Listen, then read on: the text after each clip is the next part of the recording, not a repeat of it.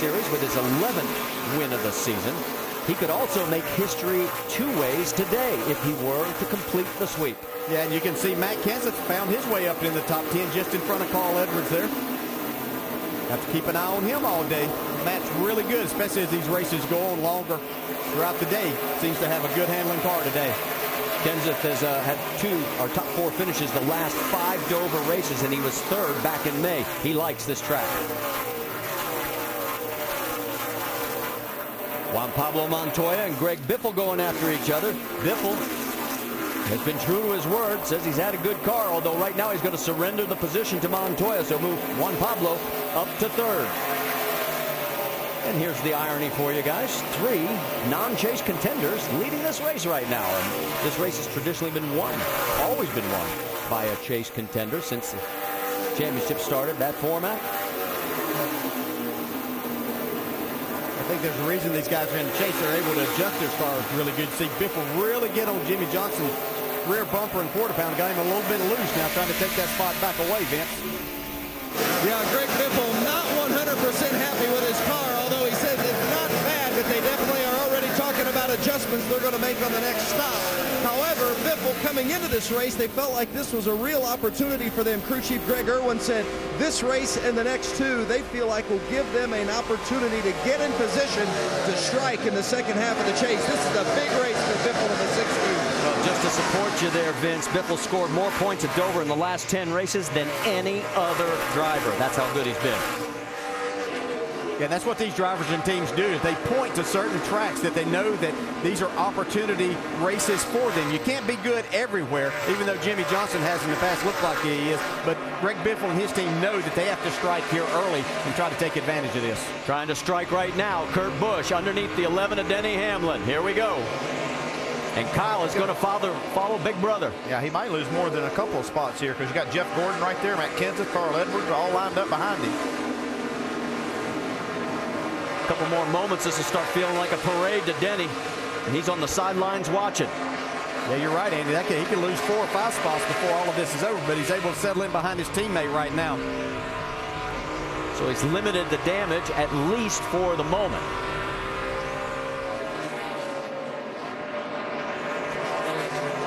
Give you an idea of where they are in relationship to the race leader, A.J. Allmendinger. He's led more laps today than he had in his previous 107 starts combined.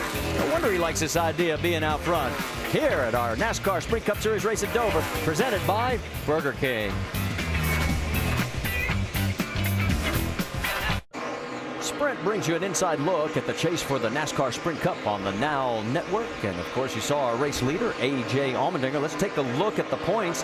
As of right now, Denny would have 5,372, and his lead over Kyle Busch would be 58. But jumping up 3 spots would be Jimmy Johnson if he can continue this good run, and that would get him right back into the mix. Fastest speed so far today, A.J. Allmendinger, and the number says 173 miles an hour. AJ has led a total of 61 laps. For more NASCAR stats, in-car audio, and live race radio, check out NASCAR Sprint Cup Mobile at sprint.com/speed. Dinger's lead over Martin Truex, 1.8 seconds. There's the margin there. And there's Jimmy Johnson, 3.9 seconds behind the leader. And Juan Pablo Montoya closing down on him quickly. A little further back. Keep an eye on this, because remember, it was Newman that sort of slid into David Rudman. Rudman's now 1 lap down, and he can't even keep up. I mean, that's how much damage there is to the car. And Harvick's going to go by him as well. So no retaliation from David when he had the 1 chance. And Casey Kane comes through as well. And here comes Jeff Burton. And right behind, Jamie McMurray. And McMurray trying to rebound from that last round of pit stops. He's up to 19th. I think they must have wanted to make some adjustments on this one car, get some tires back on and see if they could help it out a little bit as the sun's come out, Dave. Well, yes and no, DJ. I kind of listened to him on the radio, and you got the feeling that they weren't sure they really did want to pit. The car was a little bit loose, but it wasn't way out of control. So once they hit pit road, they took their 4 tires, made an air pressure adjustment, and Jamie's been fighting his way back. He did just radio in. It's a lot better. And what we just noticed also was Jeff Burton making room for him, and obviously not having the car he needs under him right now. Well, with the combination of the adjustment and like 10 or 12 lap fresher tires, he's able to go buy some really good cars here. And it's still early in this race to have a big battle. Let's get an update on the 31, Jamie. Well, Jeff Burton was really quick in practice, guys, especially final practice where he was 3rd overall.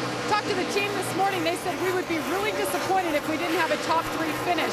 Well, Jeff Burton didn't do his part on qualifying, didn't go as planned. They ended up qualifying 27th. And the car right now, back there in traffic, not very good. He's loose, and he's not very good on the long run. They need to get this car better if they want to move up, Marty. A little bit further back behind Jeff, there is Tony Stewart as he is still trying to fight his way towards the front, running in the 20th position. See just that little bit of sunshine shining on the track. He's heating up a little bit, trying to figure out maybe who is benefiting from this. Looks like maybe Jimmy Johnson his car is a little bit better with the sun on the track. And that sun's a blessed relief because there was the potential for some of that 4-letter wet stuff that we don't want to mention. It's to the north of us right now. Dave, give us an update. We know the 48 car started out front on the pole today, and it was one of the conversations I had with Chad Knaus this morning. You've led in the last 3 races 794 laps, so you kind of tune your car to be out front, right? And he's kind of like, well, yeah. I mean, it's a huge difference if you run out front all the time compared to how you tune your car if you're back in the pack. So, Andy, they restarted 6th. I don't think that's really back in the pack. How far back in there would they have to be before Chad got a little nervous about having to retune his car to be in traffic? Yeah, well, 6 isn't that bad, but that is a place that you can find yourself with the car not working like you would up front. I mean, you need that clean air on the nose. He's up there in 3rd spot. I think he's in a good spot. I mean, no place is any better for Chad Knaus in the lead. That's where he wants this car, but the car looks really good right now. One of the things I saw that was interesting before the start of the race, Chad was actually adding the tape that he wanted specifically where it was on the front of that race car. Kevin Harvick now as we tune in on his progression, setting sights on the 39 of Ryan Newman for 15th. Yeah, he's gained 17 spots since the start of the race, so Harvick's having a good run. Largest gainer has been Mark Martin. We'll let you know Mark is running 22nd right now. He started 42nd. All right, let's go back and check in on our race leader because A.J. Allmendinger has now opened up a 2.3-second margin over Martin Truex Jr. You want to see how big a lead that really looks like from 1st to 2nd? Well, there it is, and here's what we heard on Martin's radio.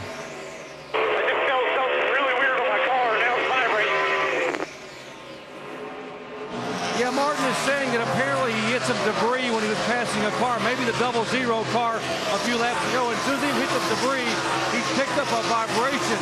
That has Pat Bryson concerned because as you guys know upstairs, any vibration is a bad vibration at these speeds in Dover, Delaware.